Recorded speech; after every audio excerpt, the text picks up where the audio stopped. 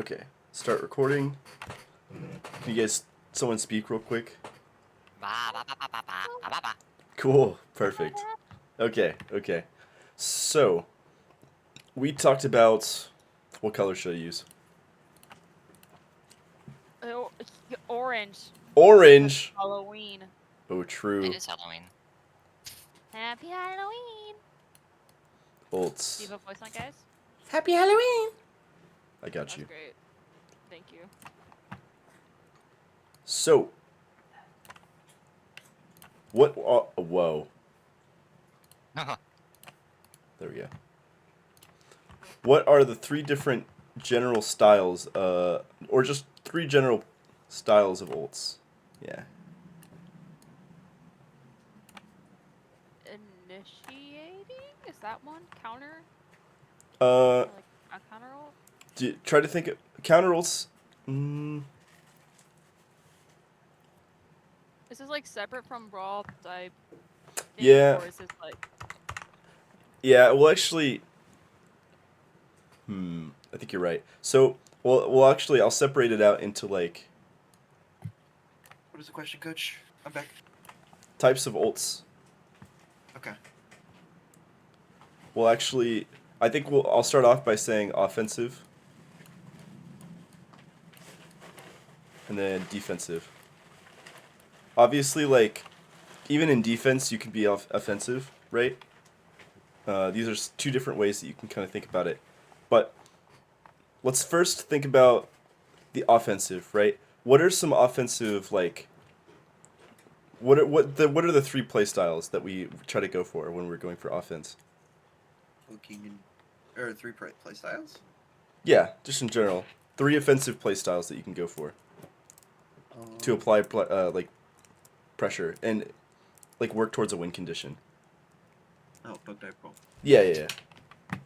So this is where we'll kind of go into like poke, dive, brawl, the classic, right? And then Anna, like you said, we have it on the defensive side. We've got these like just anything that kind of counter. So like just for stabilizing, sustain. Yeah, we could do sustain.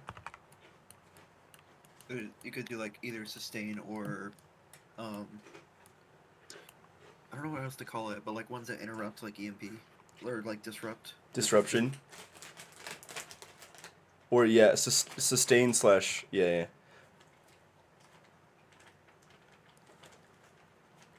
Just everything that can kind of get lumped in there, but these are obviously there's like some exceptions, like EMP is a good one that you're thinking of, but in general, like all I really want you guys to be thinking about specifically is when you're going for an offensive ult, think about the sort of play style that we want to be looking for. I mean, so like when we're going for here, let me see if I can expand this out.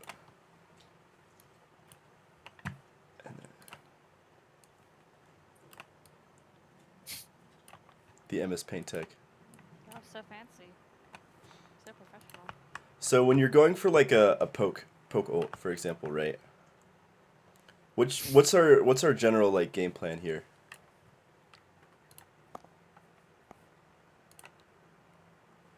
How do we want to play? Just start like listing different things we could do. And a distance. Distance. Pick angles.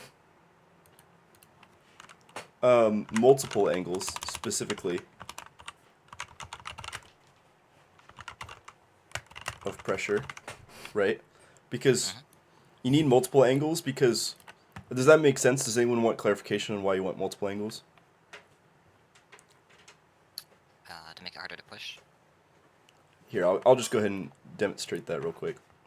So like, say we've got the map here, right?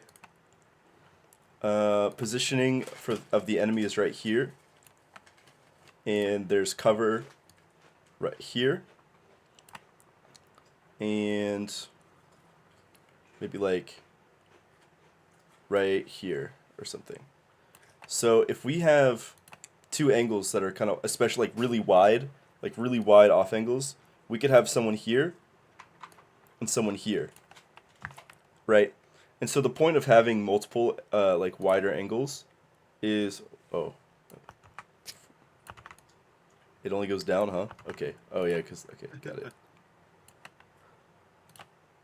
Because when someone it tries to take cover, because around a wall like this,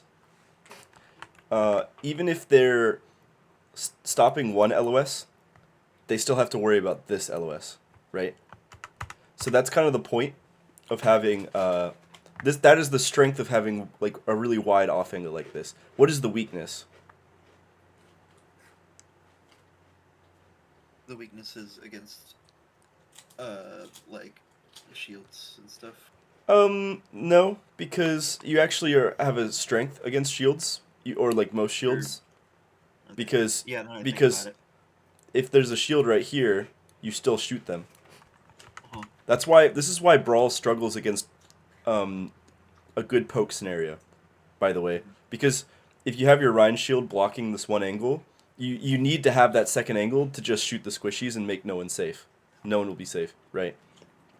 So what is like so this composition where the poke has the advantage, right, over this long term, where do they want the fight to take place and be determined? It's not. It's not. It's dead simple. Exactly where it is. Exactly where this is.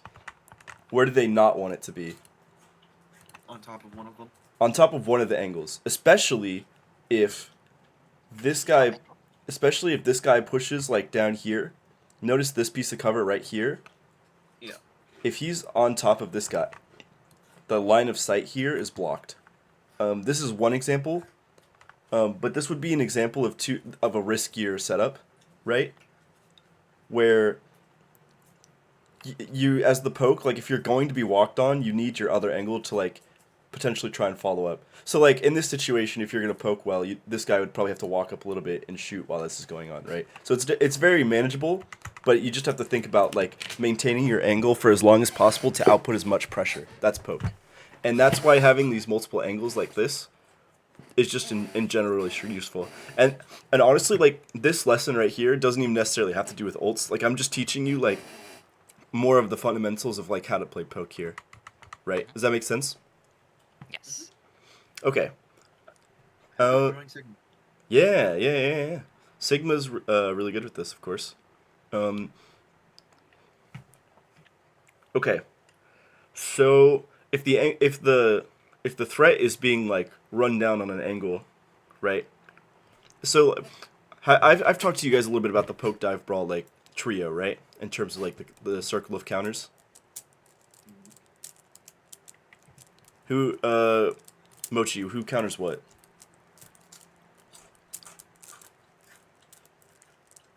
In that trio.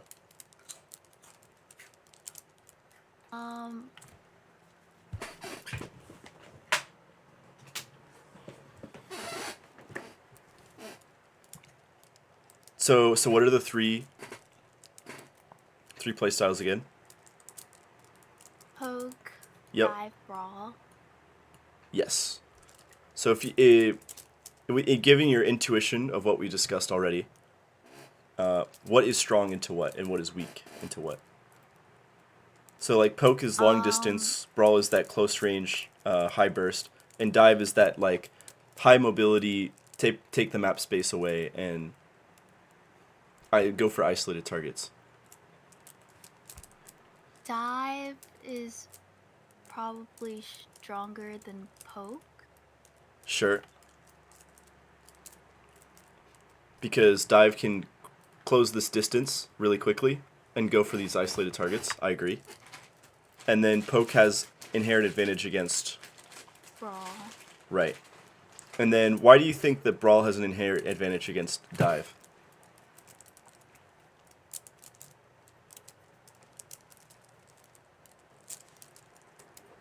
Cause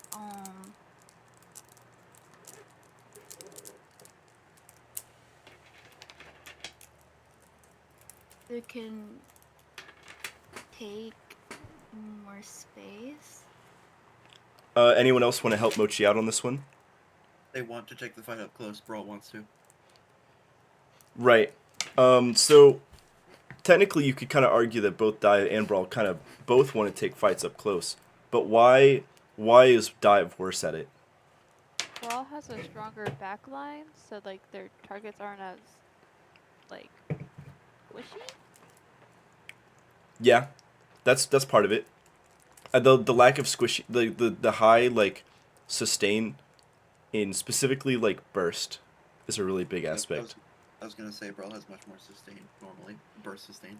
Yes. And so I really want you guys to think about Brawl as like a burst of value in terms of like you have that one moment that you need to sort of explode and push a target, right? And this is going to be useful in general, but finding that distinction between Brawl and Dive, it's the most confusing, but it's one of the most important to understand. Because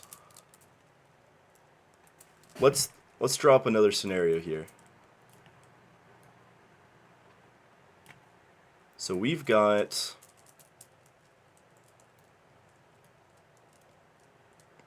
two teams kind of just playing around.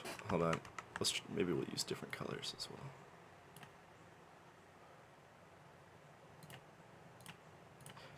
Oops. So let's say that this is like King's Row, first point, and this is the statue right here, right? Let's say that the enemy team has got their Rhine like right here, and they've got a guy like here and here, right? And we're just kind of breaking this choke. Oops. We're kind of just breaking this choke, right? We would kind of like to push out of here. Also, I'm so mad that this is... We need to push through this choke, right?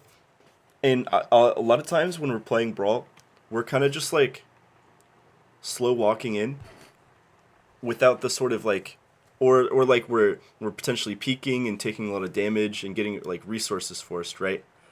And if Brawl wants to be extremely fast and run someone down in one like fell swoop, if we're getting poked down a bunch, we're not going to have the resources to go for an aggressive play. And so if you find yourself like, if you think that your comp Brawl is better than the other comp, and there's a couple we can talk about that later, especially for some like really big examples, then what should you be doing if you think you can Brawl the enemy team? What should your like first instinct be, if you can?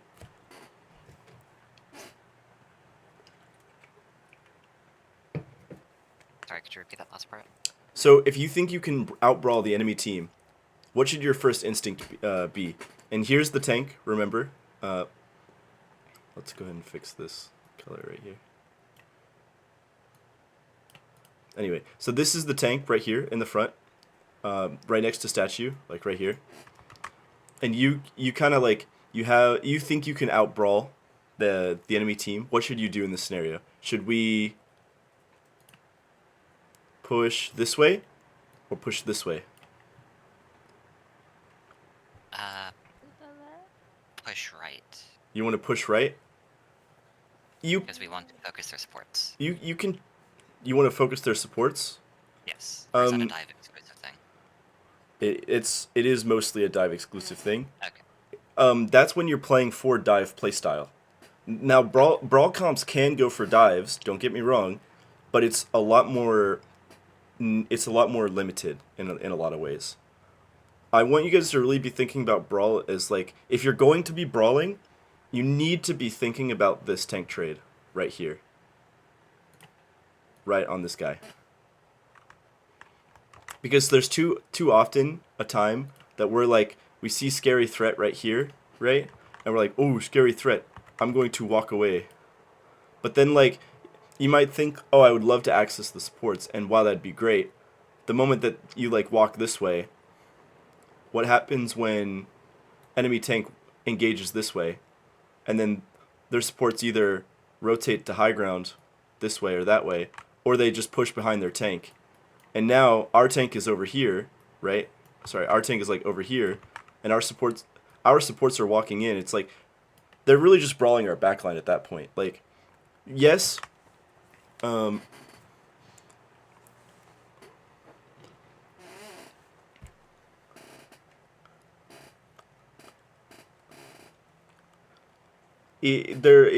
need to be able to think about matching the aggression and being confident that you can just win the fight straight in their face when you can.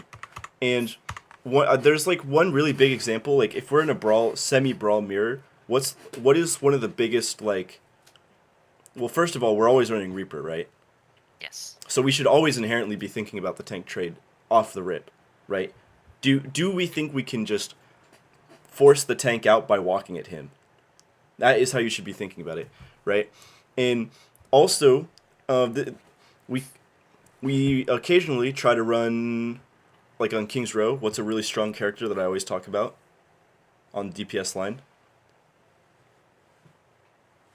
May. Yes, May.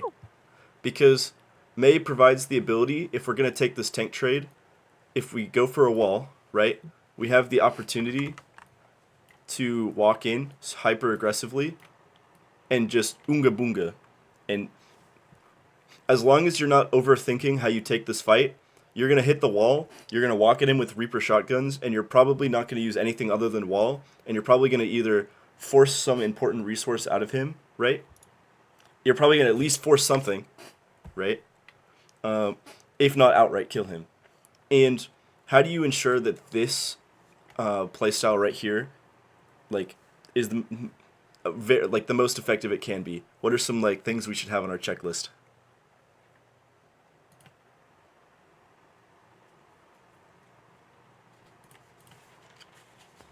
Cooldowns. Cooldowns, yes. Here. Cooldowns, important. Actually, wait. We have something for this.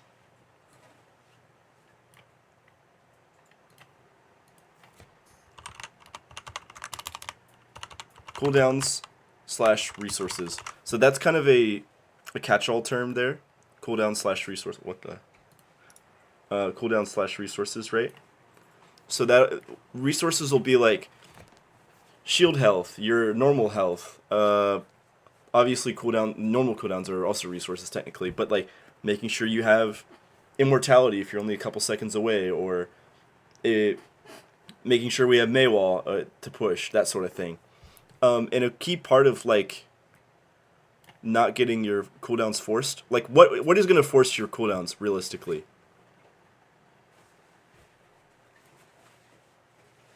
Hint, we talked about it earlier. Inting. Inting? Well, yes, but specifically before you get to this like huge bombastic phase where you're pushing down the enemy team heroically, what do you have to make sure doesn't happen to you in the poke dive brawl trio?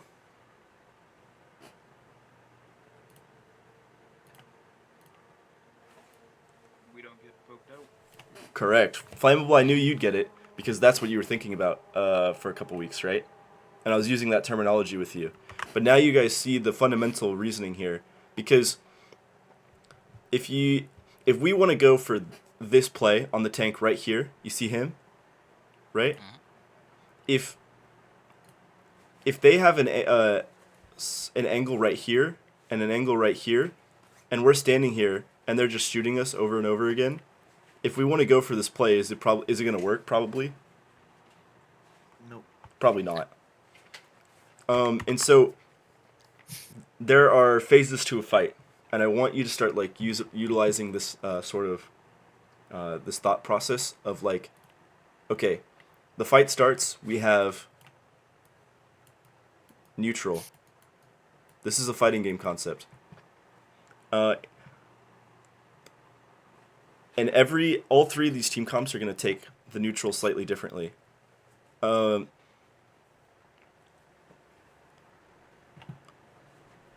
What does Poke want to do in the neutral? Chip damage at the very least. Just shoot from your angle. Yep. Make sure you take good positions, especially early fight if possible, right when there's no pressure.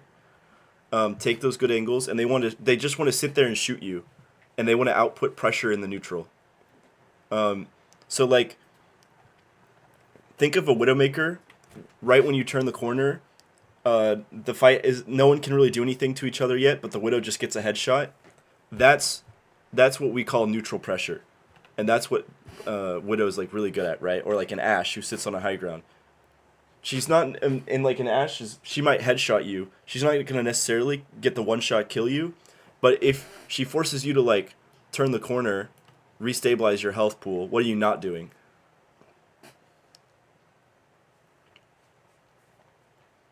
You're not using, like, you're not participating in the fight. You're not participating and you're not pushing. You're not taking space. So neutral is like a dance between taking space. Maybe I should write this down here.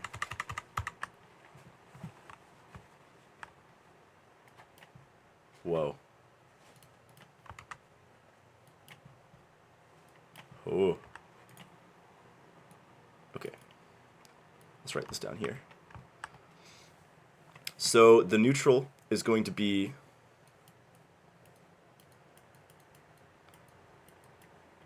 a dance of taking space,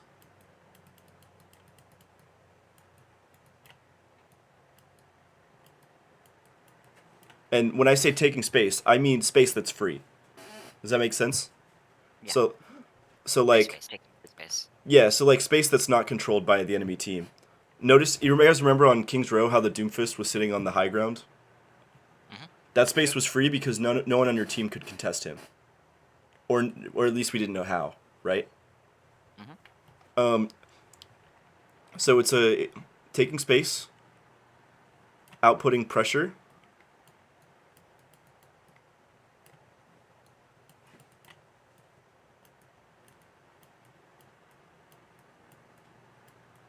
and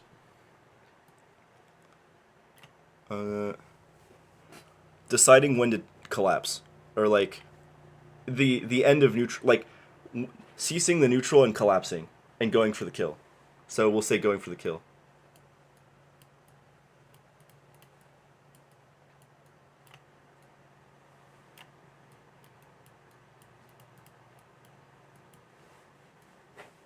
So this is what neutral is about. It is a dance between all three. And do you notice something about these three here?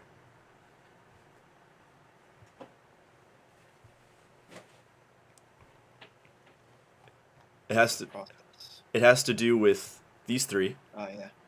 Poke, dive, brawl. Which, yep. So what about it? Poke, dive, brawl, and this trio here. Taking space is poke. Is it? Well, Free 'cause you're, like, space. oh, taking free space. Should have put free there, man. That's Uh, okay. That's what the clarification was. But yes. Okay. Pop pressure is poke. Yep. So this is very poke oriented, right? Taking space is brawl. Is it? Taking Stop free. doing that! Wait, it's what is it? Because think about it. I want you to go back to this like King's Row example here. Yes. There's a high ground here. There's high grounds here. Right? And there's like this high ground as well. Is anyone on red team contesting this space on high grounds? Or holding it? No. Can a brawl team get there very easily? Perhaps if they had movement, but no. But if they had it's movement, dive. Yeah, okay, yes, I understand, Chef. You cooked. me. Yes. Taking space is die. Yep, there you go. It's very dive oriented. Taking uncontested space. We'll put it that way. Uncontested. Okay, think free uncontested space. Yes. Go And for then it. going for the Brawl. kill is brawl. Correct. Okay. Took me a while, but I got there, guys. So in the neutral, we've got these three different playstyles and the dance between them. So you should really start to now that we kind of understand the trio here, how the game is actually played is each comp kind of has a sort of meter, right? between poke output, dive potential, and brawl ability, right? And how much you have in each of these categories is going to sort of depend on like what is strong on the map, right? And the characters that you're playing, especially relative to the enemy team, right? So if you have really high mobility, your ability to take space is going to be really high, right? But if you're playing Reaper, what kind of pressure are you outputting in the neutral? Not a lot. Not a lot, right? But if Reaper is on top of you, is he good at going for the kill, right? Yeah. Yeah, he's pretty good, right? Speaking from experience, yes. Yeah. So it comes down to like the team comp itself will have a sort of general like different ways to like fill up the tank in terms of the playstyles that it's better at, right? And the dial will go up and down, and that'll determine when you think you should go. When should we be taking space? When should we be playing to output pressure? And when should we be playing to go for the kill? And this is not like an objectively easy thing to like determine in the moment, but this is the way you should start thinking about it, so that you can fundamentally outplay your opponents. Because if you do it correctly, you'll perfectly read the situation, and you'll never have taken a single risk because you understood the matchup and the situation perfectly, right? And like, yeah. So, in this example here, let's say we have Cassidy May and they have Reaper May, and we're actually let me just create a new scenario actually. Just gets bigger and bigger. Isn't it fun? Okay, so we're gonna go for the King's Row example again.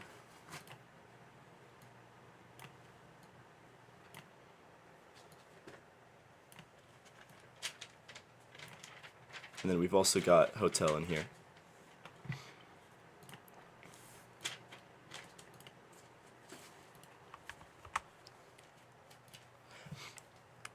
So we've kind of got the tank right here. Our team's right here, obviously. Maybe they'll have some supports right here. Maybe they'll have a DPS right here. And then maybe a DPS right here. This is a pretty solid setup, right? Or at least, the very least, like, they're playing a decent amount of the map space, which means let's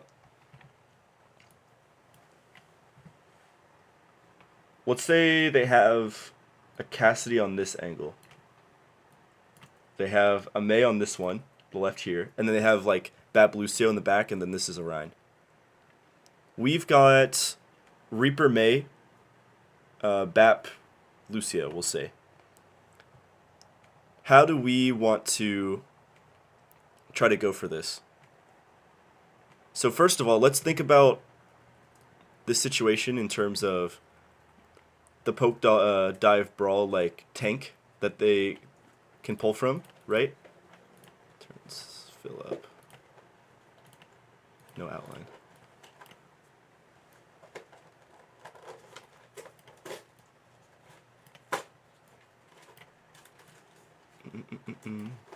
Okay, so in terms of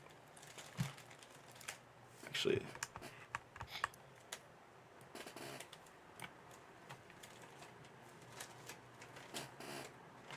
let me just well outline solid. Man, this guy stinks. I know, right?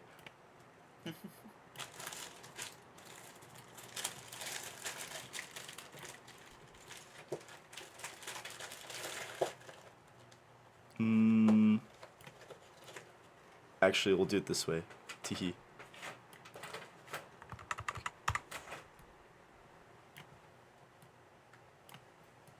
I want it to be a comparison, right? And then we'll just do it right here. Why not? So let's think about. This is the Brawl ability. This is the dive, and this is the poke. In terms of Brawl, who brawls better? So remember, the enemy team, just for a reminder, they got a Cassidy right here, Reinhardt, Mei, Bap, or this is Lucia and this is Bap. In general, how does their Brawl capability compare to ours, where we have Mei Reaper? In just the full-on close-range fight, we're just trading everything on the front line. And there's just a huge burst of a fight that happens right now. All the cooldowns are thrown. Who probably wins that outright? Likely us. And why is that? What's the biggest difference in the compositions? Have better sustain. Well, they have a Mei too. Oh, they If also they- have Mei? Yes. They also have a Mei. The Reaper then would be the would turn the tide here because he has Wraith, and that increases his he's able to retreat at the cost of a cooldown, and It's a huge burst of value, right? Just invulnerability straight up. immediate invulnerability, and he's able to get almost a full heal from supports, assuming they're still alive. Right.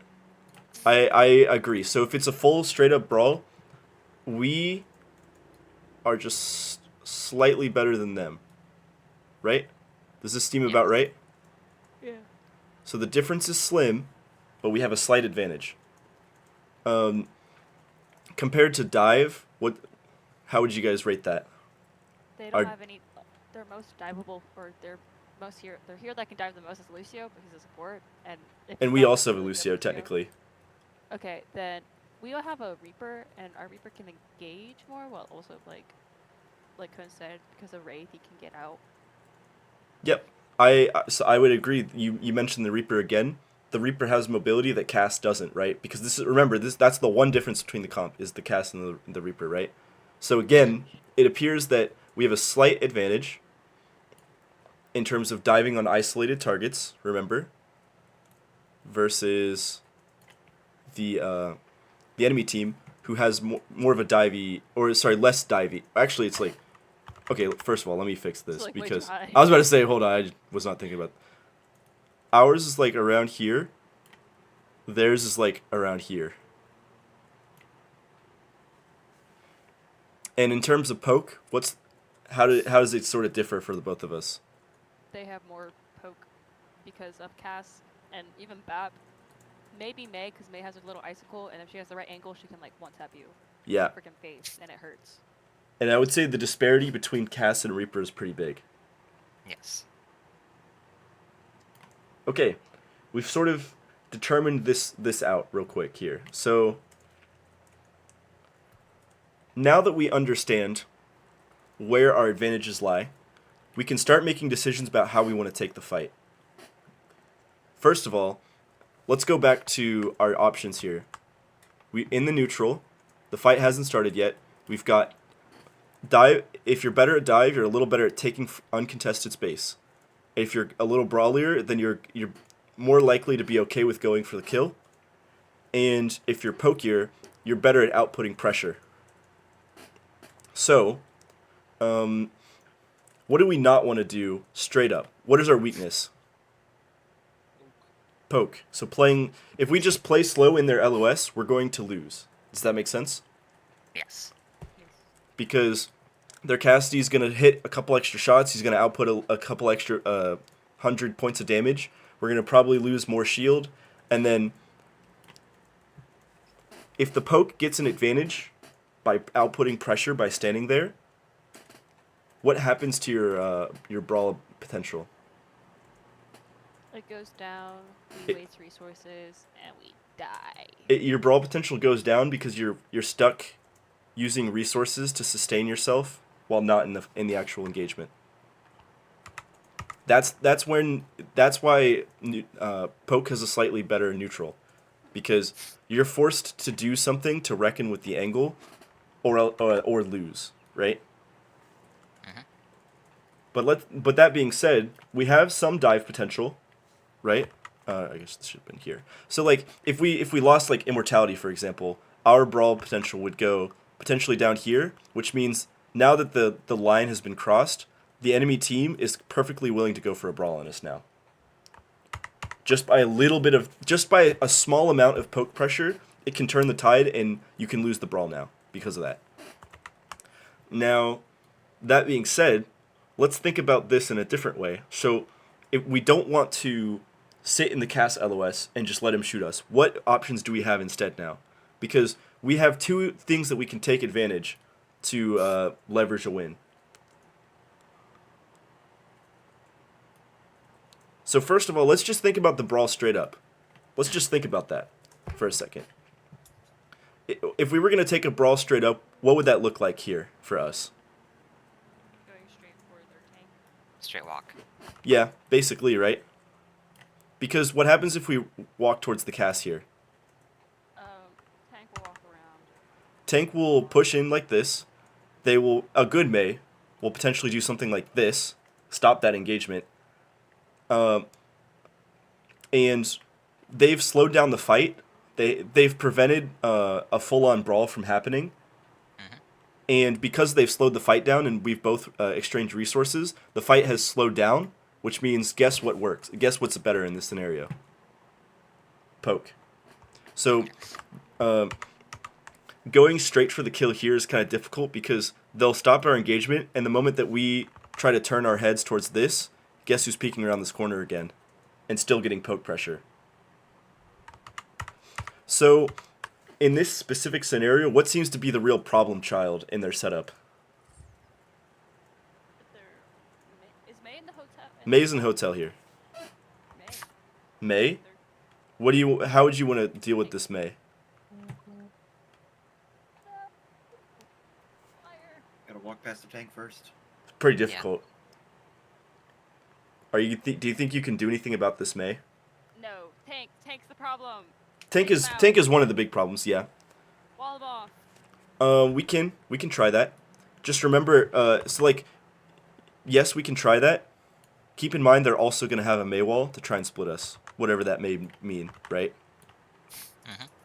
And while this trade is happening, the May might be able to split us, and then get the cast is still here playing poke. Which means, because the cast is still here playing poke, if we try to walk at the tank, what is his win condition in that scenario? Take out a support. No. It's an uphill draft. It's survive and do nothing. Catch the resources. Hold shield. Surrender resource. Because if he can survive, the cast is going to be outputting so much damage. Where our damage is all going towards the shield, right? All our damage is going towards the shield. Now, Gotcha. we do have the option to split push, technically, which is a more advanced concept. But I want you to think more about whenever you're split pushing, I want you to think of that more as a dive in general, right? So if we want to, all these scenarios that I've described to you, what really seems to be the problem child in their setup? What is causing us the most issues? Us getting slowed by Sl- tank. They're controlling the fight and they have the poke damage. It's the poke Yeah. damage, right? And who's outputting the poke damage? The cowboy. Yes. So and notice too, I want you to realize, when it comes to poke, I remember the trifecta. Brawl, poke, dive, right? Yeah,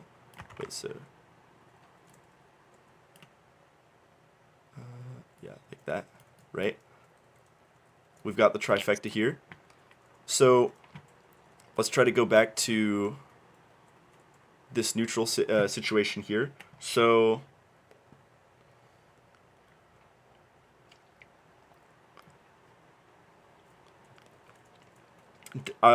let's fill this out. This might help us here.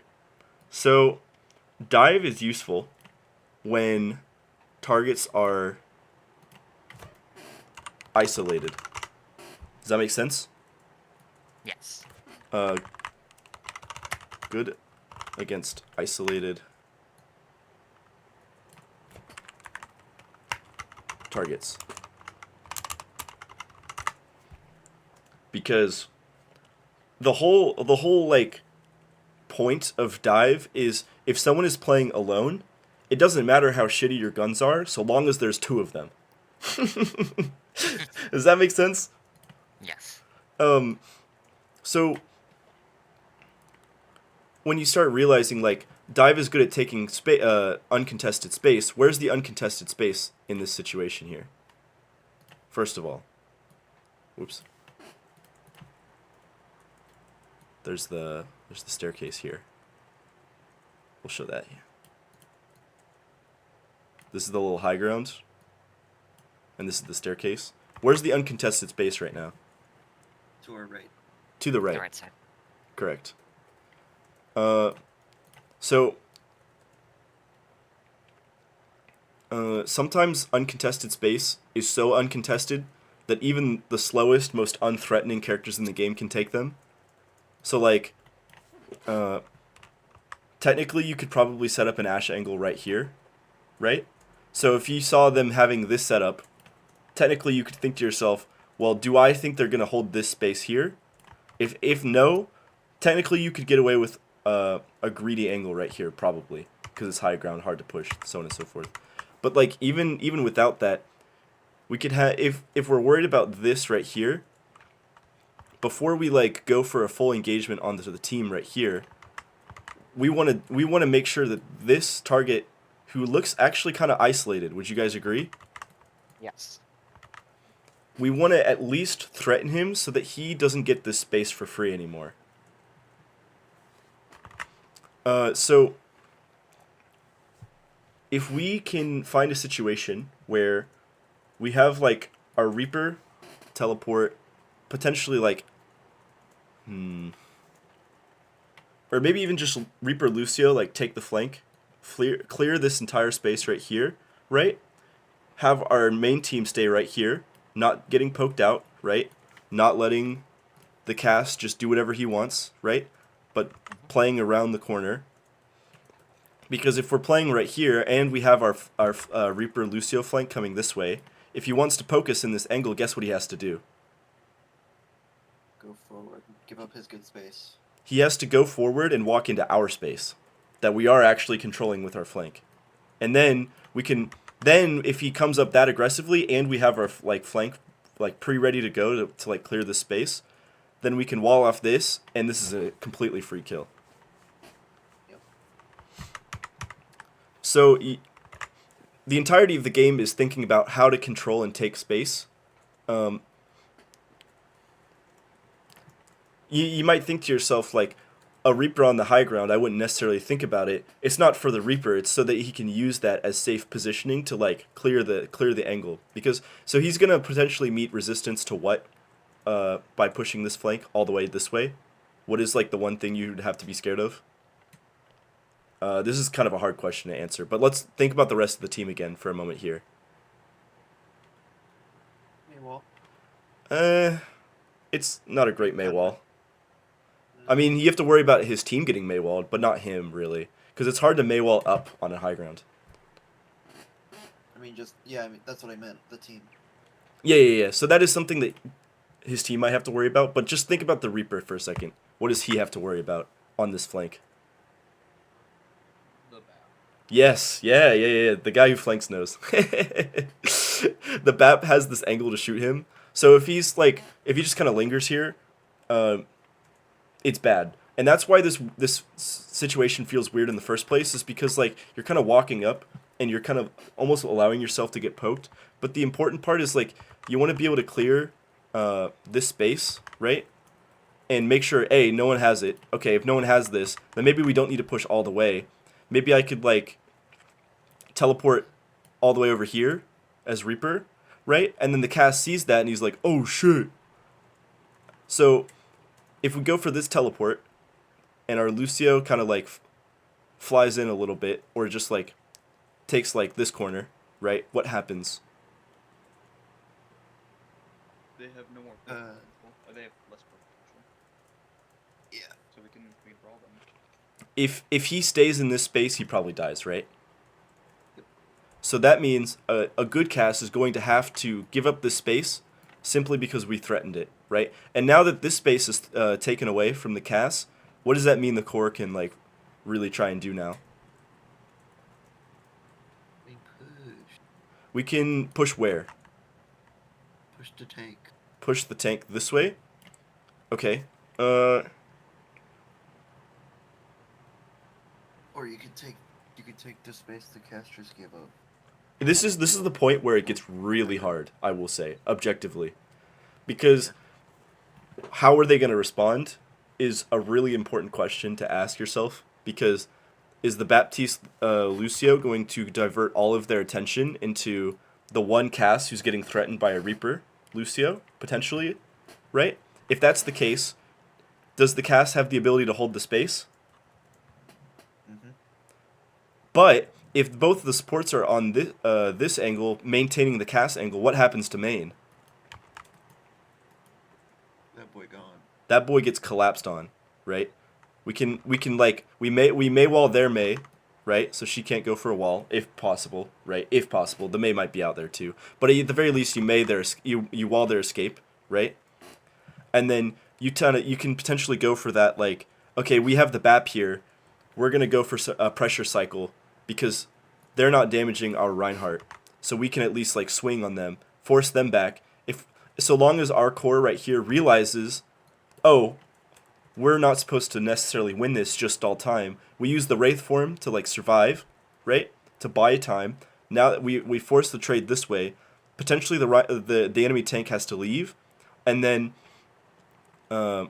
once the tank has to leave like that way, we can we can push even further and collapse on this angle. So that's a lot, right? That's a lot to break down, just from this one setup. One setup. This is the sort of thing that you could spend a really, really long time debating and looking at fights and sort of deciding like where's our advantage, how do we want to play for this, right? And especially when it comes to like true neutral, like if both teams have only Reaper May, only freaking like the exact same comp on both sides, the numbers are the exact same, which means you have to play you're playing like the minute numbers of the game at that point, where you're like, oh, as Reaper, when I stand 2 feet closer, I'm technically doing more damage than their Reaper, which means I'm poking better, which means we win slowly. You know what I mean? Like that's how sweaty it gets, and that's what the GOAT's composition was as an entire concept. So now you know. Coach, I now have a headache. Yeah, right? Isn't it funny? Okay. I think that's a good place to like leave this sort of rundown. So we started talking about ults, but I realized this is just a fundamental concept you guys should be thinking about. So I apologize for that, like, fluctuating and being confusing. But I mean, it's never a bad idea to review fundamentals every so often. I agree. From where we are here, what do you guys think about this so far? Thoughts, comments, concerns, questions?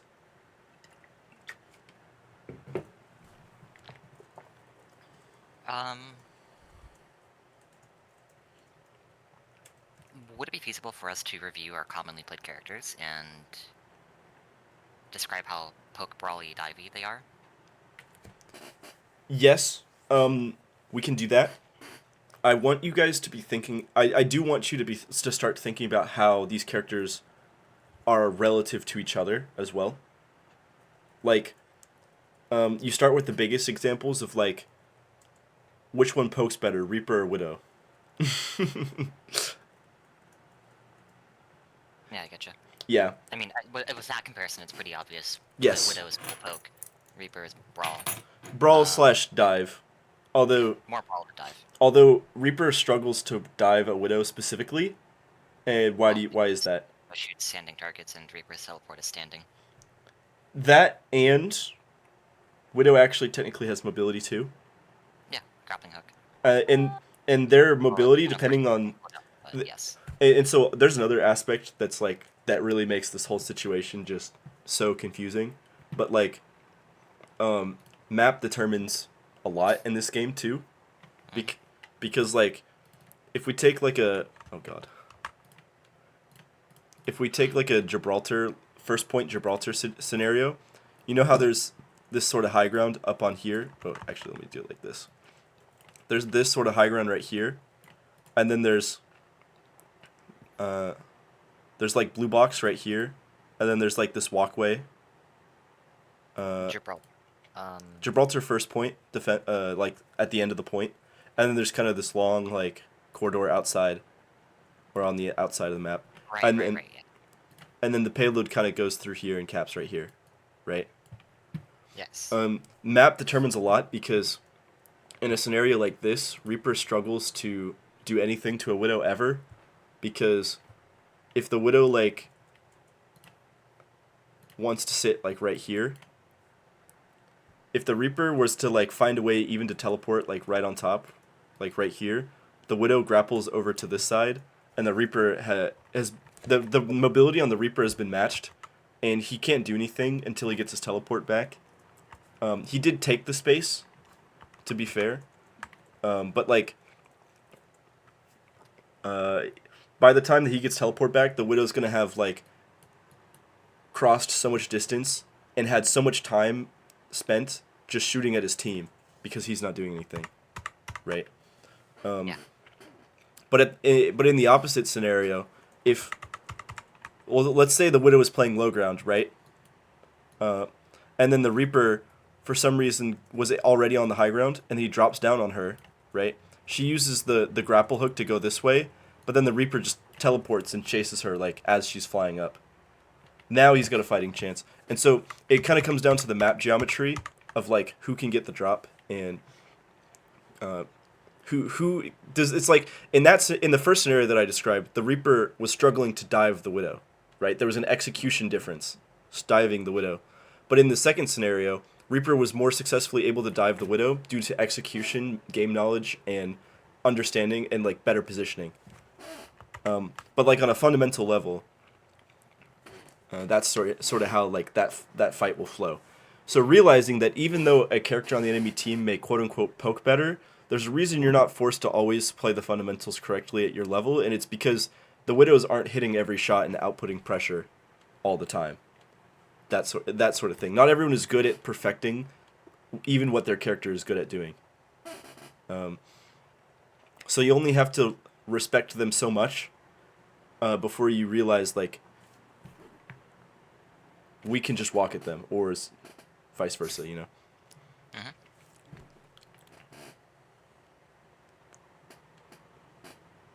Mhm. So did that help your question? Because you were talking about thinking about individual characters, but Yeah. I think it is definitely like useful to think about it relative to the other characters if you can. So you can start with like Something to keep out with the support characters as well, especially with Kiri, because she seems to fit in a lot of circumstances. yes. But it Keep seems to rely mostly on the tank. I think. Yeah, it does rely a lot on the tank.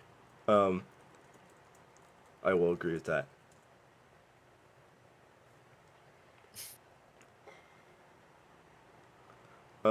Yeah. So, if you think that, like, if you're playing a Zenyatta, you're probably going to output a lot more pressure before the fight, like, before people start going for the kill, right? Uh-huh. So you'd want to play on, in general, you just want to default to, like, wider angles where you think you can poke them down. But you have to be honest to yourself about, am I playing a position that the enemy team can dive me? And if the answer is no, then your pressure is effective, or is going to be like really like you can push that pressure more aggressively. And if you're like turbo flanking in the backline and no one's looking at you, then you can just output an ungodly amount of pressure, right? But it's like, how does a poke character get into the enemy backline? That's the difficulty. So once on the angle, poke characters tend to be the best at utilizing it, right? But they're the worst at getting there. Yes. In general. Second question, this is more of an off-the-wall question. Yeah, what's up? Where would Junkrat fit? Is he poke, brawl, dive, or is he just a wild card? Um, Brawl. it is a little bit of a wild card in general, because like in a scenario where you're like running a diva, this is why he was like extremely bad in Overwatch 1 as well, because diva was so prevalent. The defense matrix just sits on his face, Yeah. and then he literally cannot hold any space aggressively other than his trap, like in a door. And it's pretty tough. But like if you have an enemy tank who's just, if you have a Reinhardt who's just standing there holding shield, his poke pressure is ungodly. You know? Yeah. But It if, depends on the enemy tank. well, that's his matchup into the enemy tank. But his matchup into DPS tends to be like different from his matchup into tanks. Where, Does it matter more? what do you mean matter more? Against DPS or tank, which one would you say matters more, or is it just entirely on the It matters on The where map. you can get a kill. If you find a weakness, you exploit it. And if you have one, you protect yourself from it. Yeah, it's very, very situational, which is better. What's important is that you find a weakness and exploit it better than the enemy team does, really. And Okay. minimize your weaknesses. And if you find the enemy team is exploiting a certain weakness a lot, play around that. Because they may be good at exploiting one weakness, but if you make your weakness a playstyle that they have no idea how to dissect at all, you're going to win without much effort. Okay. And that's like when we have those situations where the enemy team is playing one composition the entire night, play the one comp that like forces them to play slow. Like they're playing like Junker Queen Reaper. Play a comp that for some reason forces them to play slow. That like if they walk into you, they will explode. And maybe Junkrat's good at doing that. Maybe that's where we play Junkrat, because if they're not going to play like a poke character that actually exploits the fact that we have a ranged weakness, does it matter that we have it? Gotcha. Yeah. So this is like you could go so far in depth in this discussion. So we'll probably wrap it up here for now at least. But I think this is a really important topic to keep going more in depth in. And I think in the future I'll try to go for some like when we're looking at VODs, I'll try to show you like here's the weakness we missed that we didn't see in the moment. And this is like our fundamental misunderstanding of the situation. Okay. Any other questions? That's all for me. Gotcha. I think real quick, I want to talk about this neutral aspect again, just really quickly. So, I just want to ask you guys, what does this look like to you?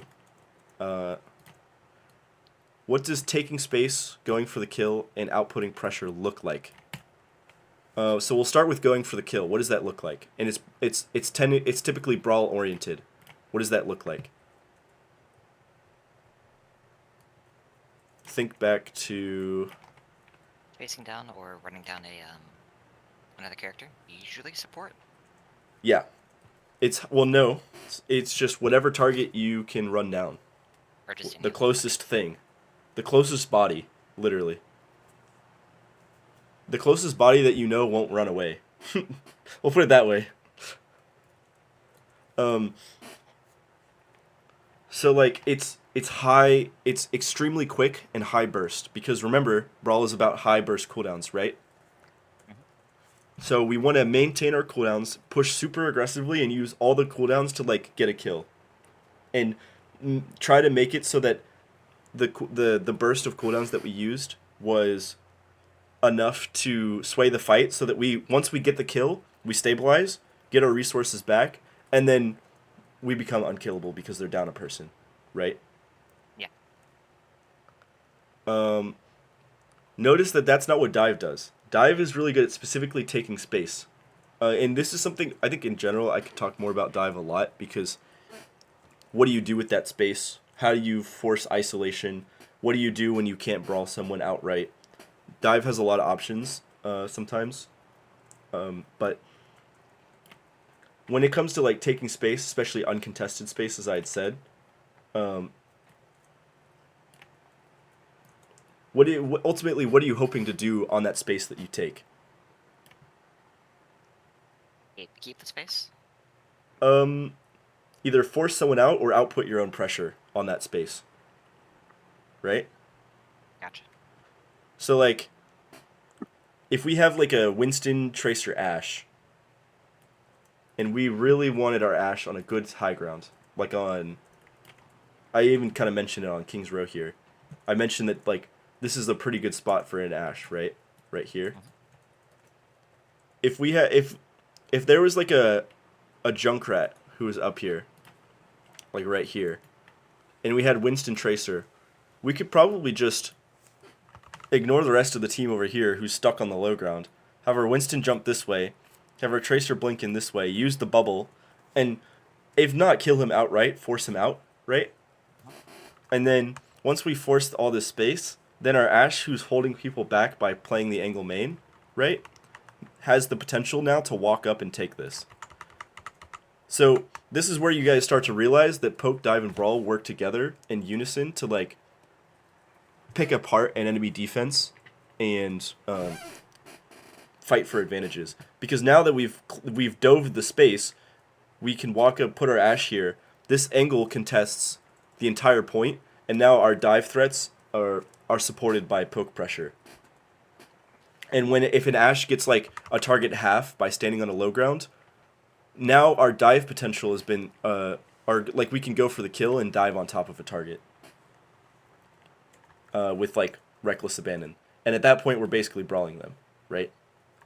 Because we force cooldowns with poke pressure. Cool stuff, right? Yeah. So it'll be in conjunction with these, and then outputting pressure, of course, is the most simple. Where like once you have the actual location, you want to output as much pressure as you can before they force you out of it, right?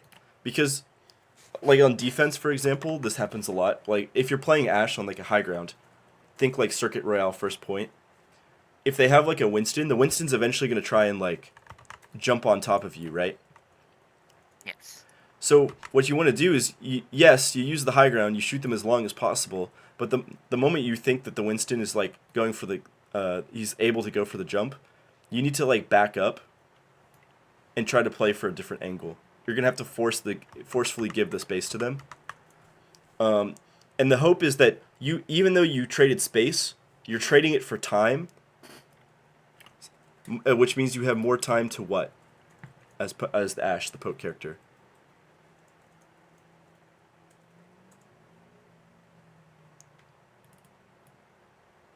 What is it? Output pressure. Yes. Yes, you have more time to output pressure. So being willing to give up space so that you can keep shooting them and making sure desperately that the fight does not become a close quarters brawl is a key aspect of playing poke. And it's something to understand playing against it. But yeah, well, I'm gonna end it there. Alright. Is there any other questions? No, sir. Oh, chef. Let's Not for go. me. All right, so I want to during this week, during scrims and practice, I'm gonna be talking about this concept, and then I'm gonna be trying to get you guys like at least in between rounds to be thinking about like the comps that they're playing and what we can be doing to like exploit certain weaknesses that we see. So I think this will be a fun week for us. Okay. Thanks for coming, y'all. This was recorded, so if you weren't here for the whole time, it should be uploaded. I think this is a good VOD review as well. Or sorry, not VOD review, but I just think this is a good concept review, so I will be uploading it. Okay. Other than that, we're pretty good. Thanks for coming, y'all. Sounds good, Chef.